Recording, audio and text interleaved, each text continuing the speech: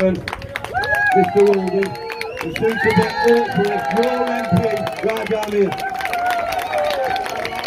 Thank you to Billy for organising. I'm not in the best of moods. I've just seen Jeremy M.T. Sutcliffe walk past. He's one of the Labour councillors.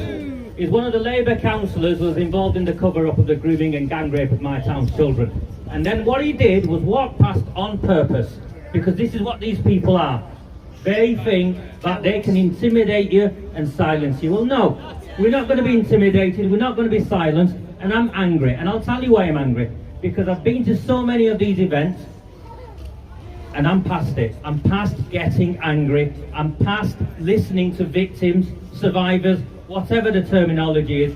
It's really simple. You want your town back. You want to hold these people to account. You want to make sure that the police officers who are involved are hauled up and put in the courts. You want to make sure that the social workers, the teachers who are involved are held to account. If you want change, the only way you will get change in this town is at the ballot box. And the reason why Debbie Abrams, the MP for Oldham East and Saddleworth, falsified evidence and tried to have me arrested and imprisoned and failed is because, as she said to wherever he is here, Peter Brown's here somewhere, I heard him speak. They called me a dangerous man. Indeed, I am a dangerous man because I understand democracy. I will name you the people we are going to take out in May. Because once we take these people out at the ballot box is where we will get justice. There are councillors here. Markins came, spoke. He came and spoke despite him being harassed and intimidated last week. Being called, what we call, mate, a racist pig. Yeah, a racist pig, because like me, he refuses to remain silent to the cover-up of the grooming and gang rape of our town's children. Well, sorry, I don't care. I don't care if the children are white, brown, black. They are my children, and we will not look the other way. It is time for a reckoning. We got very, very close, and I know they're not here. The Fails of Independence aren't here. The Fails of Independent Party not here, didn't show. And I'll tell you why they didn't show. Like so many others, they have used this issue to promote themselves and move forward and gain reward. I am still on police bail. 50 years old, never been in trouble with the police. 2 years I've been in police bail. Dragged in and out of court, repeatedly dragged out my house by police officers on dawn raids under falsified evidence, anonymous complaints. Why? Because I refuse to remain silent to what has taken place. And I will ensure, with your help, we will get that reckoning. And that reckoning will be at the ballot box, and we are taking out a number of Labour Party councillors and Liberal Democrat councillors who were involved in this, because in this town they work together to keep this secret. Councillor Rod Blythe is a convicted child sex offender. Councillor Rod Blythe's conviction was kept hidden only by Greater Manchester Police being complicit with the mainstream media and the council. Disgusting. Why did they keep a councillor of 20 years, his child sex convictions kept hidden? Why? Why does the council to this day refuse to say which schools, which youth clubs, where this council had access to our children? Because they're all moral vacuum. Yes, absolutely, mate, absolutely. And we hold them to account. And we'll hold them to account, and I'll tell you which councillors we are taking out. There's a guy called Fryer. He's standing in Failsworth West. Hopefully that man there, Mark Wilkinson, will be standing against him. We're going to take him out. There's a woman called Elaine Taylor, Chadderton Central.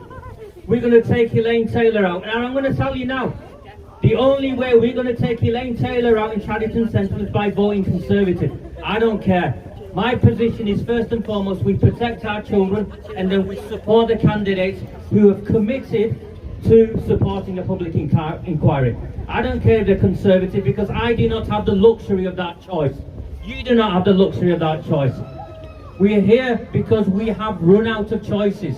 We're not going to get this covered. We're not going to get this inquiry if we do not vote for the people who will stand alongside us. In Rotherham, what happened? Nothing. They got an inquiry, the press came, off they went, no one held accountable. What happened in Telford? Nothing. A judge stood up and said they lied to us.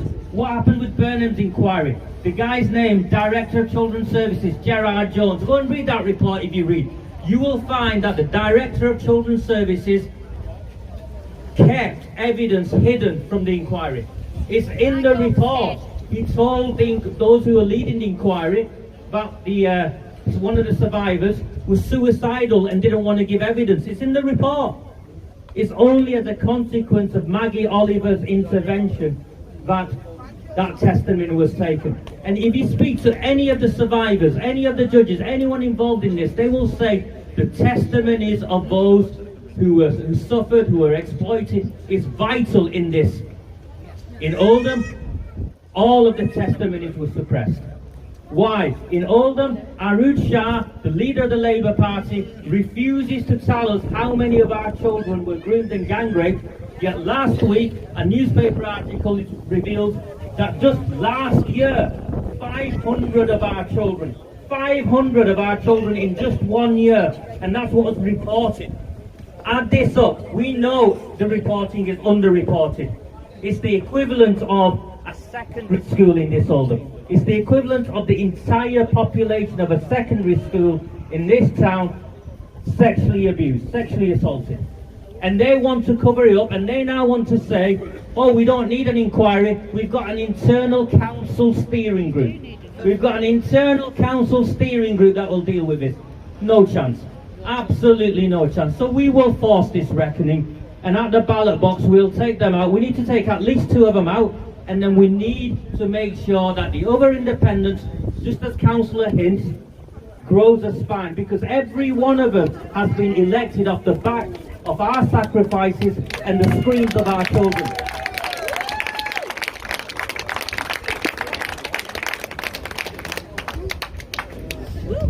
This will end. Next May will be the beginning of the end of the Labour Party in this town, because in the towns and cities across the country where this has happened, in every instance there's been a Labour Party council involved, and there's been this fear of racism.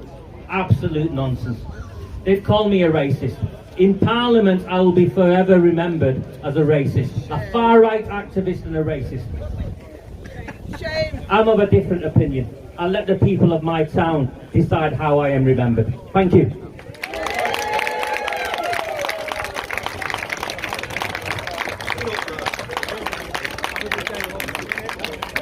Okay, the work Rajan's done in this town over the last so many years, he needs a bigger clap than that, trust me. He needs a bigger clap than that. The next person I want to introduce to you is